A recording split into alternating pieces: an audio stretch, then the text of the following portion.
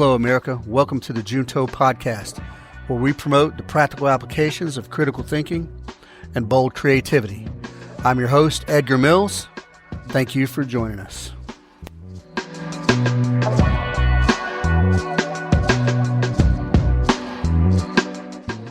Hello, America. Welcome back to episode 60. First thing I want to do is start off with a little disclaimer. So, in episode 59, I was talking about DUI and that kind of thing. And I'm fully aware, after listening to the audio on that I sounded like I myself was drunk. I can assure you I wasn't. Two things were going on. One, I was sick, which I'm still kind of sick. And two, I had my voice coming through the earphones that I don't normally do that. So there was and then there was a slight delay from me speaking and then so I was kind of slowing down to hear my own self speak. And the result was that it sounded like I was talking very slow. I already talk kind of slow, but that was even more exaggerated. So yeah, I was like, holy cow, I sound like I'm drunk. Well, I decided to roll with it. I didn't want to re-record, and hey, there it is. Anyway, here we are, episode 60. I think that might be a bit of a milestone. I don't know. Nah, it's not really a milestone, but I feel like we're doing pretty well. I heard a statistic that most podcasts don't make it past 8 episodes. That's kind of weird, but so I guess we're doing all right. I'm recording. You guys are listening to this about 6 or 7 days after I record. I'm recording on the Sunday of Memorial Day weekend. And so I feel compelled to talk about Memorial Day. And what I want to do is much like I talked about separating art from the artists and us looking at the individuals we disagree with politically or philosophically, but can we still appreciate the art, right? Well, today, this being Memorial Day weekend, I'm giving to think about all my friends that have passed, all the heroes that have fallen in combat and other things. But I think about the state of patriotism as it is today, and I think that it's taken a bit of a hit, patriotism, because I don't think people are really separating the soldiers and the airmen and Marines and all those people who sacrifice and join the military. I don't think they're able to separate that from the politicians that direct these people. So anyway, we're going to talk about that. And clearly Memorial Day, it's a big weekend, but it's not just about the flags and the barbecues and all. Those things are fun. Most of the time, swimming pools all open on Memorial Day weekend. It's all fun. But if we're patriots, or we real patriotism anyway, that allows us to appreciate and honor the sacrifice of the soldiers while still being able to criticize the government, right? Yeah, the military is a tool of the politician. That's right. And these politicians sometimes will send soldiers in harm's way without what doesn't seem to be much deep thought at all. But I think we need to learn to separate the soldiers from the government. I think that's what we need to do. We can love the country. I love America. And we can respect the uniform, which I do. I respect the uniform. Clearly, I wore it for 25 years. Of course, I respect it. And still call out dumbass, reckless, and, even criminal policy that comes out of the halls of Congress and executive branch. And that's patriotism, if you ask me. But understand, like, the 17-year-old kid that raised his hand and swore the oath, he didn't vote for war. He didn't have a hand in the war, right? He was a decision maker. He didn't have any input into the rules of engagement. Nobody asked him, what do you think? He didn't sign any shady ass contracts with Palantir or Lockheed Martin. That wasn't him. He showed up and did what his country asked him to do. That's what that kid did. And that is why that boils it down. You know, the 17-year-old kid that signed with mom and dad's signature to join the army because he was so dedicated to either the image of being a soldier or just a genuine desire to do something, a part of something greater than him, you know, that kind of thing. That's why we got to separate the government from the soldier in our minds, right? When we think about how bad we hate Trump or Obama, we got to think, yeah, but this kid right here, yeah, is he a pawn? You can call him a pawn. Is he just a tool of oppression? You can call him that all you want, but you don't know this kid, right? If you're a patriot, you you can salute the courage of the kid going into the great unknown without saluting the goddamn gaggle of congressmen that, or even the unilateral decisions of a president that sent that kid into war. You can be, and I think it's a requisite that to be a patriot, you have to be vocal against the sitting regime, whatever regime it is, red or blue. That's part of what it means to be an American, is to be able to criticize your so-called country leaders. You can do that and still thank the individual service member for their sacrifice and not the greasy gaggle of bureaucrat suits who flippantly order, you know, people to whatever country to do whatever thing, to import democracy or whatever. The hyperpartisanship in our current society and exacerbated by social media and all, every single issue today gets put into some extreme bipolar political sort of friggin' underground cage match on social media. You can't, you know, you post up, God bless our troops, somebody is going to come in and comment that they're baby killers or some shit like that, or out there executing genocide. Yeah. And it's unnecessary, folks. It's unnecessary. It doesn't prove any point. It doesn't reinforce any point. Yeah, man. Social media. It's always left versus right, blue versus red. It's always, and so the way they do that is you're put in these categories. You either worship the military and you're a right-wing warmonger, or you hate the military and you're a left-wing blue-hair zealot. And that's garbage, man. That assumes that nobody has the capacity for nuance, critical thinking. That assumes that everybody is just these caricatures. And I hate that. I hate that so bad, especially when it comes to the men and women, the troops, and I mean the ground level, tactical level troops. And it's dangerous. It just foments violence and whatnot anyway. But both groups, right and left, imagine that they are what America is supposed to be.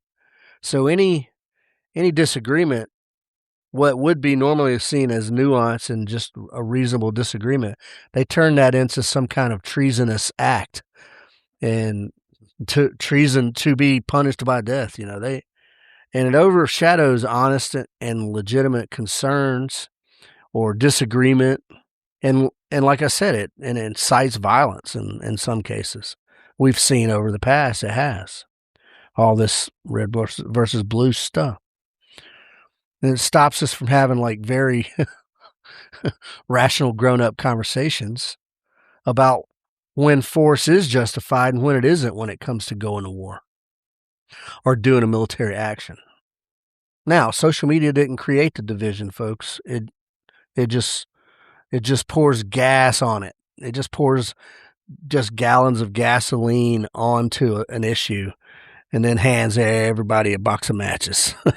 That's all social media does. Yeah.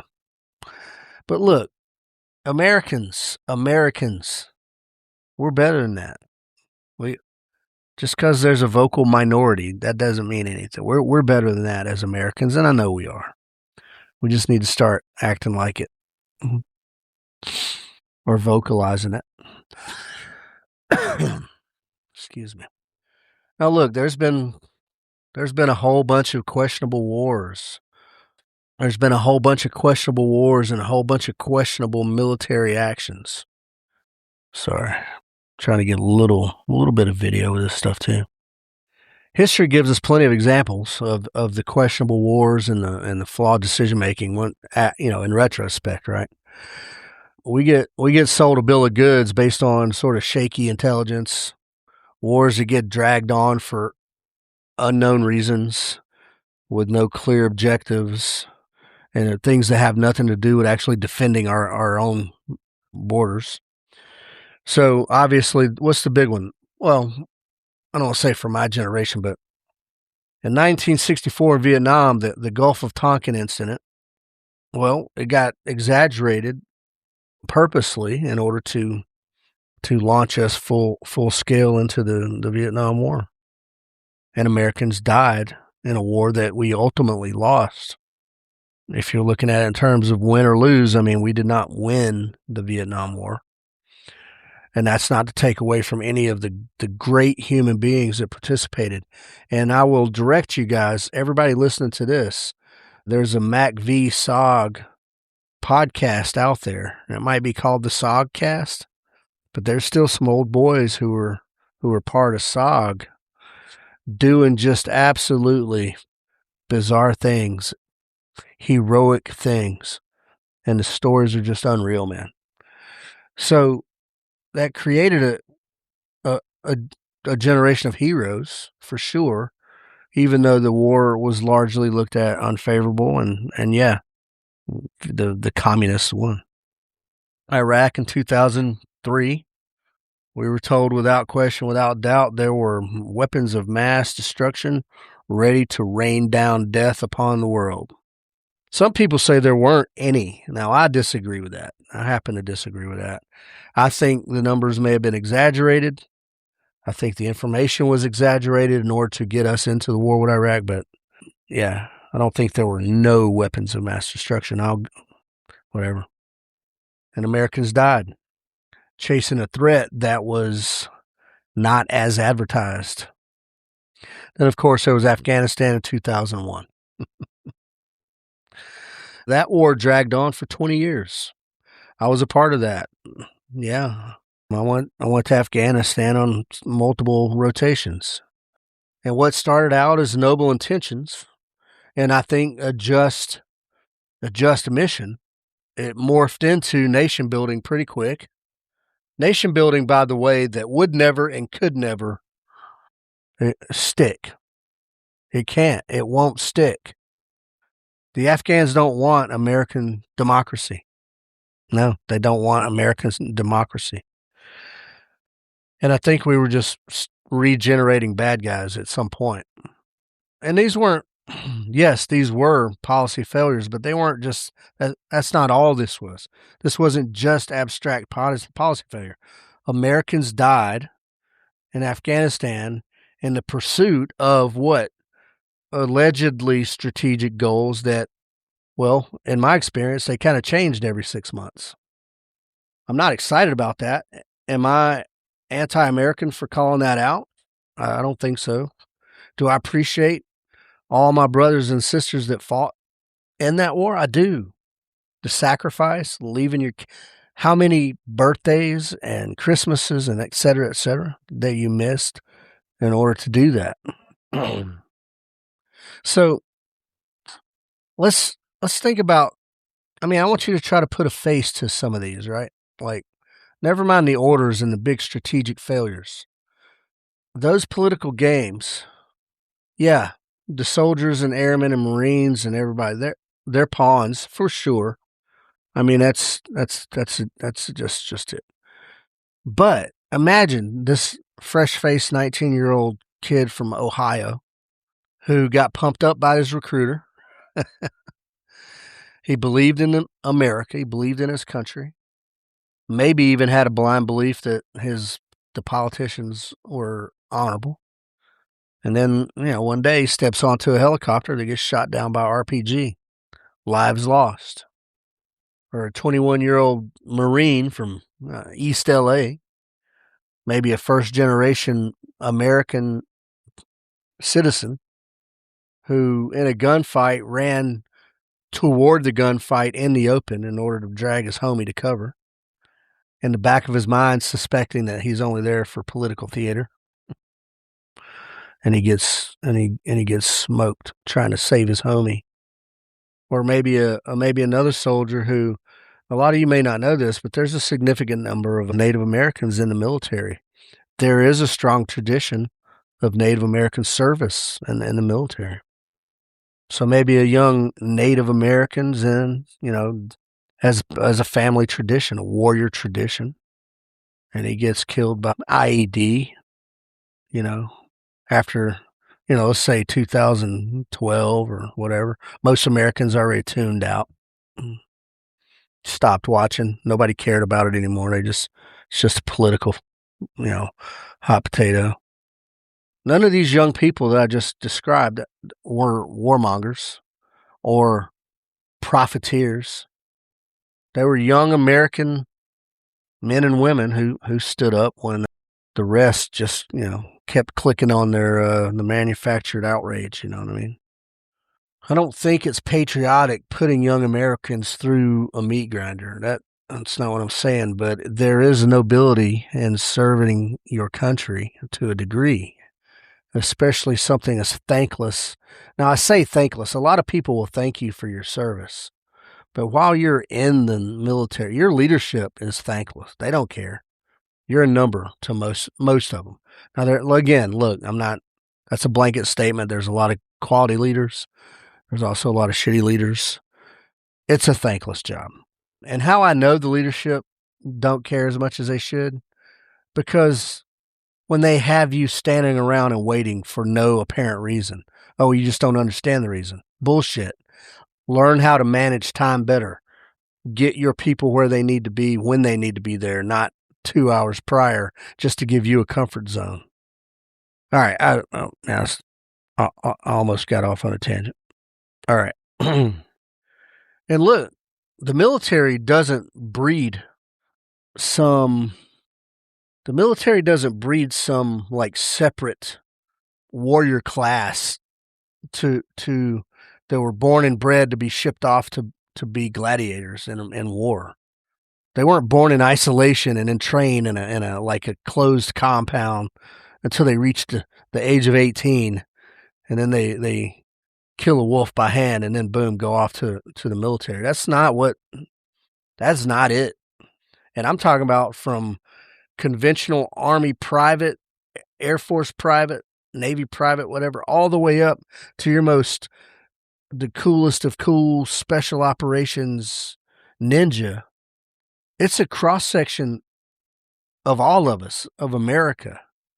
White, black, Hispanic, Latino, Asian, Native, every possible mix of faith, Protestant, Catholic, Jew, Muslim, Mormon, Wiccan, even atheists. Everybody. It's everything in between. And guess what? They put the same uniform on, and it says right on the uniform, U.S. Army, Air Force, Navy, Marines, Coast Guard, all the works, Space Force. And they're the same. And guess what? Here's what I know for a fact. They bleed the same. It's red every time. Yep. They bleed red every time. So your understanding of that and how you treat these service members when they're alive, or even how you talk about them when they're dead, kind of informs on how you treat your other people just out and about, your average people out in public. If you shit on service members, living or past, then you probably shit on your average citizen out, and you're probably a bit of an asshole. Probably. And why? What are some of the reasons that young people in America join the Army? I know I'm surprised that sometimes there's some like lefties. There's a lot of lefties in the military, and you most of the time don't put those two together. But generally speaking, though, why do people join? Why do you think? Do you think they go, oh, you know what? I want to be a cog in the evil machine. I want to bring war unjustly to smaller nations. Nah, I don't think that's it. They sign up for a multitude of reasons, folks. A lot of times it's to carry on a family legacy. My uncle Jimmy was a Green Beret in 5th Special Forces Group in the Vietnam War. He was on a mobile guerrilla force, and he was featured. His death, in fact, was featured in the book Blackjack 33, written by Jim Donahue. So that was part of the reason I did. My dad was an infantryman in the 70s, and he just so happened not to go to Vietnam. It was his unit just didn't deploy. He was in, I want to say, the old Ironsides. Is that right? First or second Armored Division. He drove a M113. That's what my dad did. So there's a little bit of that. Some kids join out of pure patriotism. They're just brought up in a very patriotic home. Red, white, and blue, America. Yeah, and they love it. And they want to protect what they love, man. That's just seen as a duty. Like, okay, I'm join the Army. There's a significant number out there that join for college money. It's a good deal. And if you are playing your life out and you want to go do 4 years in the Army and get, $40,000-$50,000 of college money when you get out, great. There's nothing wrong with it. Now, you might have to understand that sometimes during that 4 years, you may be called upon to do some unsavory shit. But that's you sign the contract. That's what you do. A lot of officer types join to get their college debt, paid for. What about young married couple, 23 years old, you got some kids and you ain't got no health insurance? Well, the military has pretty decent benefits in active duty and even retiring, you know what I mean? So that's a reason. Now I fit a couple of these bills here when I joined, but some people crave structure and need some discipline in their life. I definitely needed that. Yeah, I definitely needed that. My Aunt Betty, who was the wife of my Uncle Jimmy, who was the Green Beret, she said the military will either make you or break you, and I don't think she was wrong about that. So, and then for a lot of people out there, man, it's just a stable job. Depending on the economy, look, you ain't going to get rich as a soldier, but it's a job, and you got a place to live, and you got food to eat, and you get a paycheck, and yeah, it's a steady job, stable job. There's clear expectations. Show up on time, be on time. Yeah, that's it. Yeah, and some people, again, just admire that there's something bigger than themselves that they're a part of, and there's nothing wrong with that. It's not, maybe in the 70s and 80s it may have gotten sort of this being the last resort sort of thing. You join the Army or go to jail. It's a place where they send rejects and criminals. No. That is not the case anymore. Now, even when recruiting is tough, right? Even when the numbers are low and recruiters are getting hammered, there's still the standards to join the military. The vast majority of Americans cannot qualify to join the military. That's it, for whatever it is. The military has a lot of waivers for a lot of things, but then there's a lot that they do not. You got to get a certain ASVAB score. Now, you don't have to be a genius, but there's got to be a level of physical fitness. And increasingly these days, I think people are more unfit than past decades. Background checks, man. Like, sometimes they'll let people in with certain offenses and sometimes not. It depends. But right now, so I looked at a statistic, only 23% of humans in America right now would qualify to join the Army without any waivers.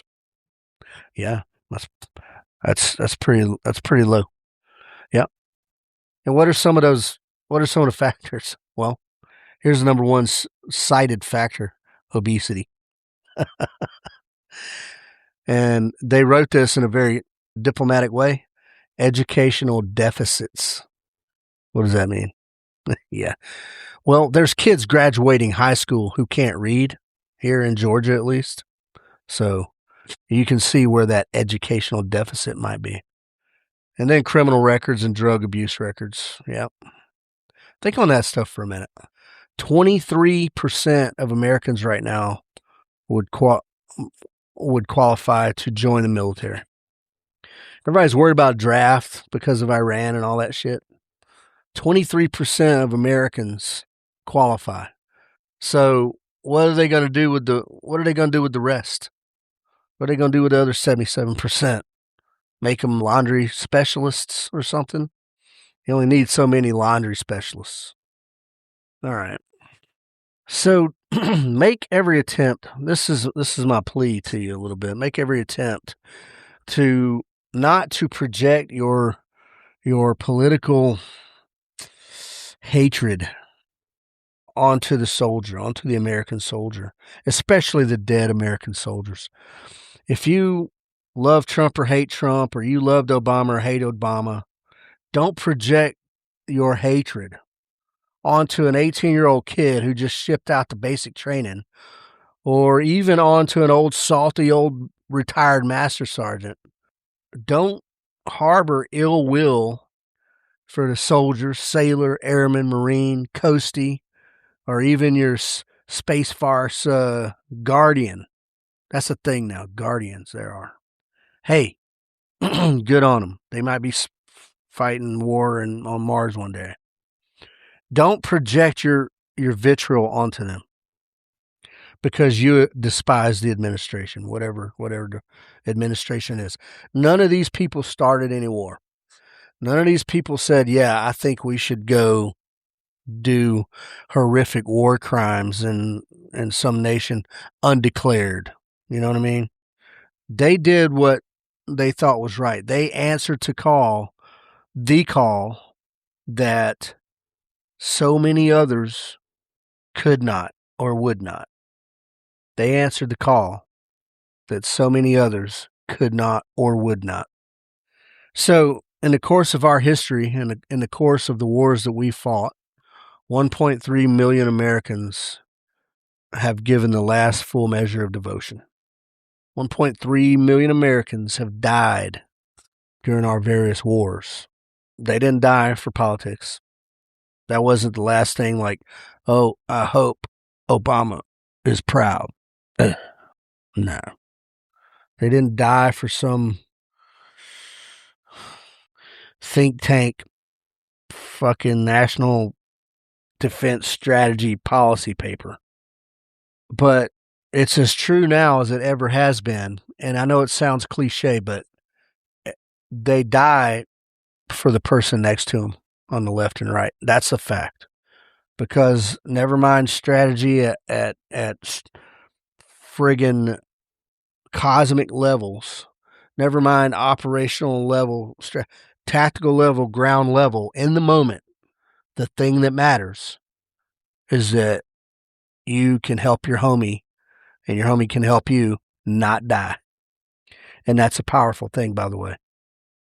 And yeah, they may have died for a measure of loyalty to the flag that they wear on their shoulder because they have some kind of dedication to, well, albeit imperfect and albeit flawed, they may have some measure of dedication to the American experiment that's still going 250 years later. So by the time you're listening to this, Memorial Day will have passed. The beer will have flowed. The steaks and burgers will have been delicious. But I encourage you, even after the fact, a lot of guys will, especially former service members, you will take some time to reflect. And you will take some time to remember the fallen. And it may affect some of you in a profound way. Kind of affects me in a profound way at times. But if you're one of these people out there who are, your whole personality is built around political activism, and you utter the words that they deserved it, that they deserve to die, re-examine yourself. Re-examine yourself. Rethink that statement. And then go out and seek some clarity on the difference between policy written up in the halls of friggin' the Death Star and the people who are on the ground scratching out a living, whether it's in the service of the military or what. If you ever uttered the words, "they deserve to die," you need to re-examine yourself, and you're welcome to email me to discuss it. Honor the fallen, good people. Whatever you think about it, it was an honorable act. And yeah, thank the soldiers who are still walking the streets. Thank them. They still live pretty miserable lives. And if you are one of those activists, though, yeah, look, do keep fighting to ensure that the next generation doesn't get sent off to unjust, illegal wars, for sure. That they get sent to wars that truly affect American, sovereignty and safety, for sure, and that are just. There is such a thing as just war. It exists. And that, folks, is, in my opinion, how you do patriotism. Yeah, support the ground level, fighters, right? The ground level, the every little pawn on the chessboard. Support them, love them, because they don't get much of it. And then when, let's say, Private Jared Dennis, who gets smoked in an ambush, and later goes back to get his body recovered, and he's got a hand grenade clenched in his hand as a final act of defiance. Give that guy props, man. Because in that moment, he was the biggest hero on the planet, right? Whether you believe it or not. How much guts did it take for him to go through that thought process as he was shot and bleeding out to grab a grenade and hold on to that thing until a Taliban come and flipped him over. That's real stuff, man. So show just a little bit of deference, a little bit of respect, I guess, or a little bit of compassion, even if it's no respect. Show a little bit of compassion to those that have gone and gave it all in the name of the American way, whatever way that happens to be in this current generation. It's a thankless job by and large, and it's only semi-glorious. There's times when it's glorious, but it's not glorious when one of your mates dies on the battlefield. In your mind, it might make a great movie, but it's not glorious. Okay, good people. I didn't mean to go dark on that. In summary, I just want to, again, I want to compare it to a previous episode where separate the soldier from the policy and the administration. Because the soldier may be doing a noble thing. In his mind, anyway, he's paying homage. I paid homage to my uncle who, yeah, he did 3 tours in Vietnam. He did 2 tours, got out, went back in to rejoin the same team because, they're going back. I can't. Do you know what I mean? He felt compelled to go back a 3rd time in Vietnam, and those were like year-long deployments. Yeah, man. So the soldier that dies in combat, I don't care if he's the 17-year-old kid or the 43-year-old sergeant major, he's doing a selfless thing. Yeah. Not many people are in the military who have a truly selfish personality or trait in them. Most people in the military are selfless, and they're doing what they think is right and noble until the end. So let that soak in. Please do. Please let that soak in. All right. This has been the episode, folks. I didn't have, it's not long and drawn out. Didn't have a lot of statistics. I just I want to share with you that because it happens to be Memorial Day weekend, and it's what I'm thinking about. So again, this will air next in 1 week from now. Until then, yep, the OSS challenge is not very full. There's plenty of seats for that. Please sign up for the OSS challenge. Bring a buddy. Bring 2 buddies. Bring 3 buddies. It's going to be a good one. It's going to be physical. It's going to be challenging. It's probably going to be hot as hell. And Special Forces Foundation rep is going to be out there, who happens to also be my best friend, Timmy. And it's sponsored by Athena Target Solutions, our friend Mike Pearson. So come on out and support. Please do. And then we have a lot of other things in June. We still have a couple of seats for the Armed Force on Force, the Armed Self-Defense course on June 20th. We have a venue for that now. We have already volunteers who are going to be bad guys and whatnot. So it's full blown. It's ready to go. That's still up. So everything that's up on the website is it's ready to go. There's spots. If it's up on the website, there's spots for it. Let's see. twoteamguys.com. Check it out. We do great things there. And then givesendgo.com/help a homie fund. Help us help other people who need help. Yeah. If I had to do math, like if I were a business right now with Help a Homie, a nonprofit, I would be in the red significantly. I try to help people who small scale, because that's what I am, is small scale. I try to help people who need food, water, diapers, pair of shoes, things like that. They need help with to get the brakes fixed on the car. The bicycle is just busted beyond repair. So maybe grab a used bike. Things like that, folks. Things like that.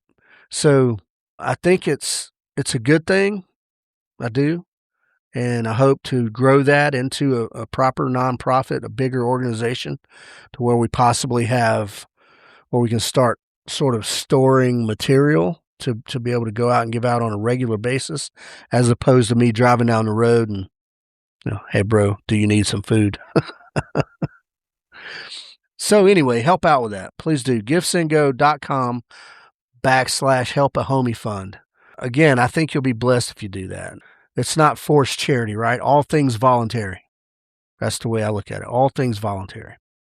Other than that, folks, please reach out to me, Edgar Mills at OspreyShootingSolutions.com. I would love to hear from you. Suggestions for podcasts, suggestions for training, questions about training, guest suggestions, or if you want to be a guest. If you got something compelling to say or something that you think's important, yeah, we'll get on here and do it. So do reach out, because I do love to get your feedback. All right, good people. That's it. I appreciate you guys. I love you guys. And yeah, happy Memorial Day past, and take care of each other.